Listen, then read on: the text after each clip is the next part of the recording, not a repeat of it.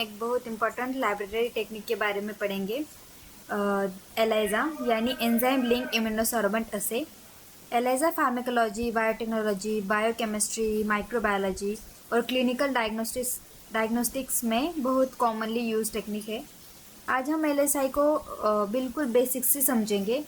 हम इस पूरे स्लाइड में बिल्कुल बेसिक से समझेंगे कि एलाइजा क्या है, इम्यूनोसॉर्बेंट असे क्या होता है, एलाइजा का प्रिंसिपल क्या है, एलाइजा में एंटीजन और एंटीबॉडी का रोल क्या है, ब्लॉकिंग और वॉशिंग क्यों करते हैं, there types which are direct ELISA, indirect ELISA, sandwich ELISA, application of ELISA.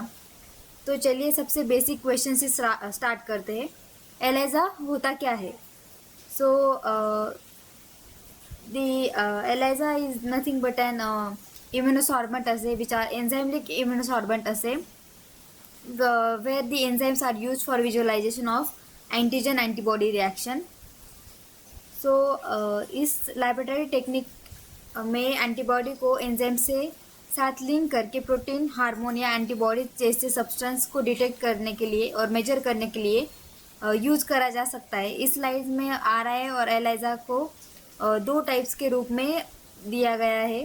सो सबसे पहले इम्यूनो वर्ड को ब्रेक करते हैं which are immunosorbent assay, immunosorbent and plus assay. So immuno means immune reactions, mainly antigen antibody reactions. Then assay means किसी substance को detect या measure करना। तो सिंपल लैंग्वेज में इम्यूनोसॉर्बेंट असे एक टेक्निक है जिसमें एंटीजन एंटीबॉडी रिएक्शन को यूज़ करके किसी बायोलॉजिक सब्सटेंस को डिटेक्ट किया जा सकता है और क्वांटिफाई किया जा सकता है। फॉर एग्जांपल हमें किसी सैंपल में एक पर्टिकुलर प्रोटीन है या नहीं ये चेक करना है। हम उस प्रोटीन के अगेंस्ट स्पेसिफिक एंटीबॉडी यूज़ कर सकते हैं। अब यह एक इम्पॉर्टेंट कंसेप्ट है एंटीजन। सो एंटीजन क्या है? एंटीजन एक सब्सटेंस है जिससे इम्यून सिस्टम रिकॉग्नाइज कर सकते हैं। एंटीबॉडी क्या होता है? सो एंटीबॉडी एक स्पेसिफिक प्रोटीन है जो पर्टिकुलर एंटीजन को रिकॉग्नाइज करता है। आप एंटीबॉडी को एक लॉक और एंटीजन को एक स्पेसिफिक की समझ सकते हो। जब करेक्ट एंटीजन और एंटीबॉडी मिलते हैं तब बाइंडिंग होती है। Then what is the RIA and ELISA? So RIA is a radio immunoassay and ELISA is an enzymatic immunosorbent assay. So RIA में डिटेक्शन के लिए we are using the isotope, radio isotopes, and ELISA में हम enzyme label use होता है। Then there are easy trick to memorize RI with an radioactive and enzyme means an ELISA test. Then enzyme leak immunosorbent assay. So enzyme leak immunosorbent assay is a non-isotopic immunoassay. So अब आता है ELISA. ELISA का full form है enzyme link immunosorbent assay. So enzyme link immunosorbent assay इसका मतलब कि ये एक रेडियो एक्टिव मटेरियल की रिक्वायरमेंट इसमें नहीं होती है। इंस्टेड हम एक एंजाइम को लेबल के रूप में इस्तेमाल करते हैं। ये एंजाइम बाद में एक सबस्ट्रेट के साथ रिएक्शन करता है और कलर प्रोड्यूस करता है और ये कलर हमें बताता है कि रिएक्शन हुआ है कि नहीं। सो बेसिकली एलाइजा का लॉजिक है कि एंटीजन एंटीबॉडी एक कॉम्प्लेक्स बनाता है, देन एंजाइम लेबल को ऐड करते हैं एंड एंजाइमेटिक एंटीबॉडी को फिर सबस्ट्रेट ऐड करता है और सबस्ट्रेट एक कलर रिएक्शन दिखाता है और वो कलर से हम डिटेक्ट कर सकते हैं कि इसमें वो सब्सटेंट है कि नहीं। देन इस चेन को याद रख के हम एलाइजा के कंसेप्ट को समझ सकते हैं। Then principle of ELISA.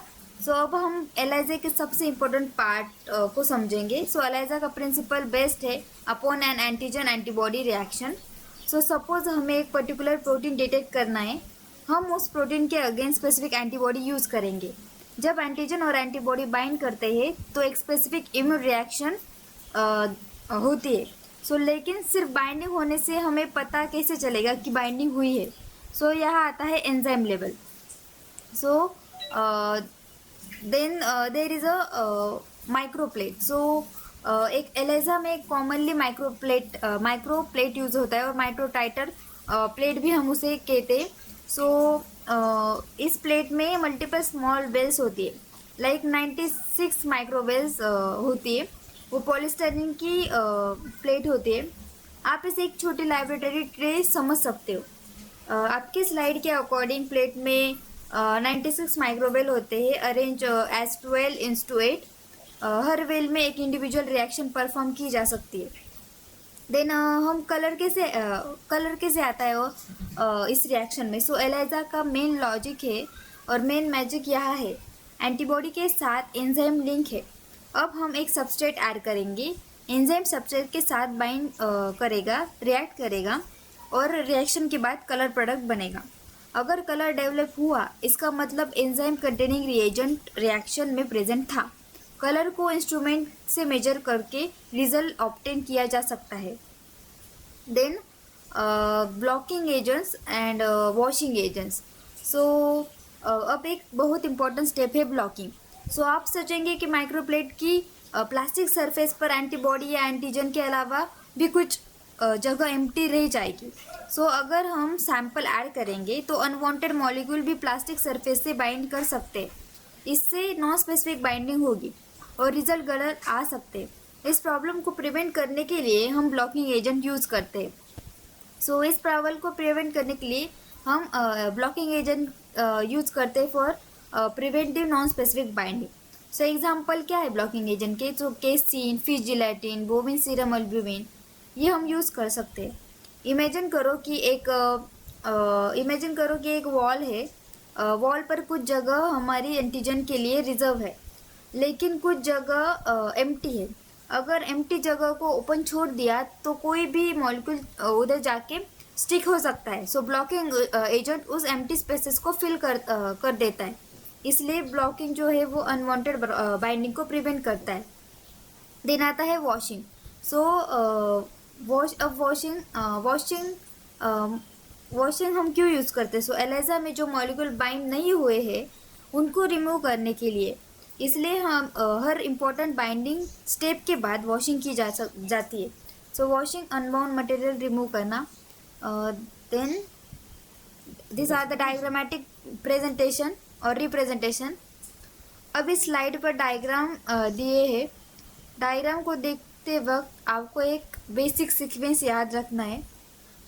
These are the wells, then these are the antibody, then protein are binding to the antibody, then we add the secondary antibody which is linked with the enzyme। उसके बाद वो product substrate add करते हैं, उसके बाद colour produce होता है। उसके बाद हम उसको समझ जाते हैं कि इधर कुछ बायोलॉजिकल प्रोडक्ट उसमें प्रेजेंट है कि नहीं। So there are three main type of ELISA: direct, indirect and sandwich ELISA.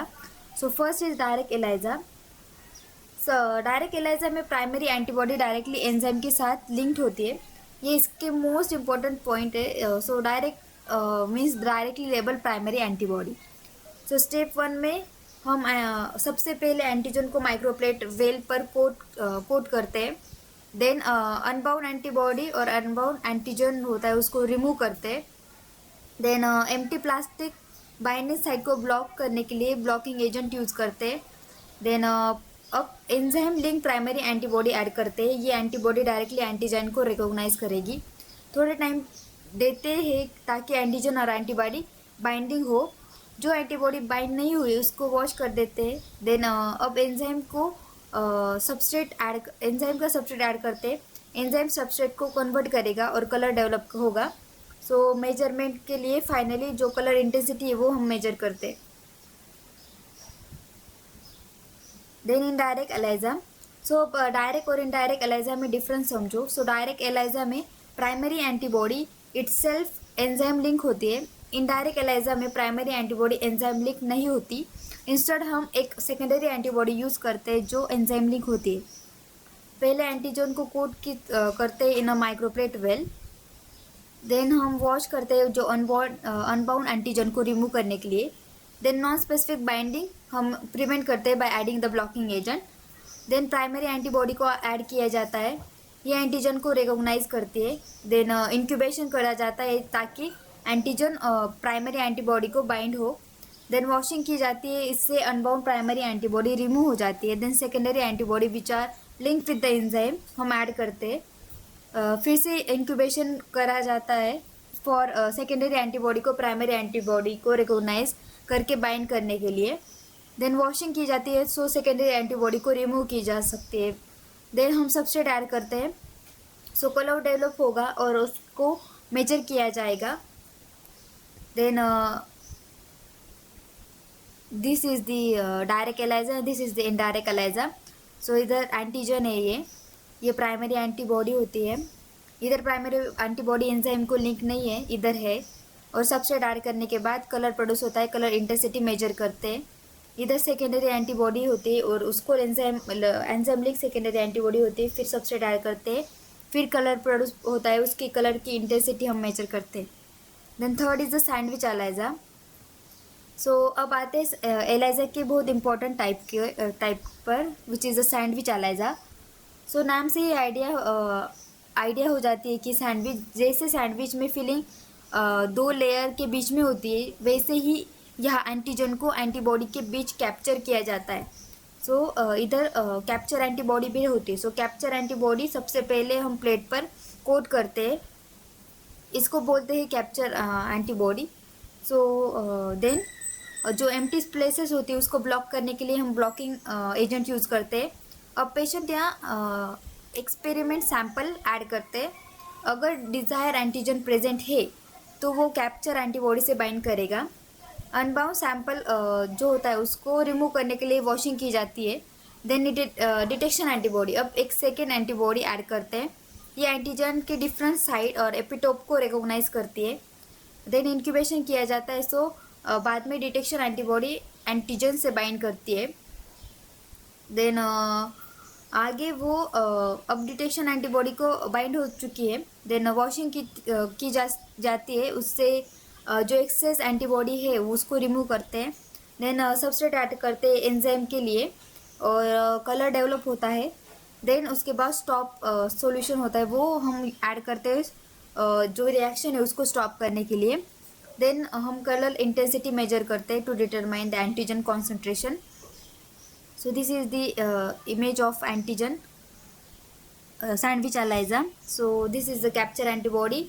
उसके बाद हम एंटीजन है इधर, उसके बाद हम डिटेक्शन एंटीबॉडी यूज़ करते हैं। उसके बाद एंजाइम लिंक जो सेकेंडरी एंटीबॉडी वो रहती है, उस पे एंजाइम होता है और फिर सबस्ट्रेट ऐड करके कलर की इंटेंसिटी मेजर करते हैं। This are the application. So अब क्वेश्चन आता है कि एलाइजा का यूज़ कहाँ होता है। सो एलाइजा का मेजर एप्लीकेशन है बायोलॉजिकल सब्सटेंस को डिटेक्ट और मेजर करना। So first is protein. So small quantities of protein detect करने के लिए हम यूज़ करते हैं। देन हार्मोन को डिटेक्ट करने के लिए एंड स्पेसिफिक एंटीजन आइडेंटिफाई करने के लिए, स्पेसिफिक एंटीबॉडीज़ को डिटेक्ट करने के लिए एंड प्रेगनेंसी टेस्टिंग में HCG which is an human chorionic gonadotropin, उसको डिटेक्ट करने के लिए यूज़ होता है। Then in disease diagnosis ELISA को यूज़ करते इन इन्फेक्शियस डिसीज़, उसको डायग्नोसिस में भी यूज़ किया जाता है। सो फाइनली दिस रिप्रेजेंटेशन हमें प्रिपेयर करता है कि हम एलाइजा को यूज़ कहाँ करते हैं और क्यों करते हैं। तो आज हमने एलाइजा को बिल्कुल बेसिक्स लेवल से समझा।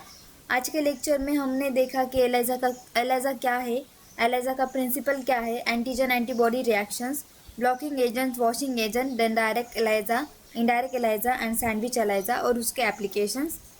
अगर आपको ये एक्सप्लेनेशन हेल्पफुल लगा है तो वीडियो को लाइक करें, चैनल को सब्सक्राइब करें और कमेंट में बताएं कि नेक्स्ट टॉपिक आप किस टॉपिक पर चाहते हैं। Thank you for watching. Keep learning and keep growing.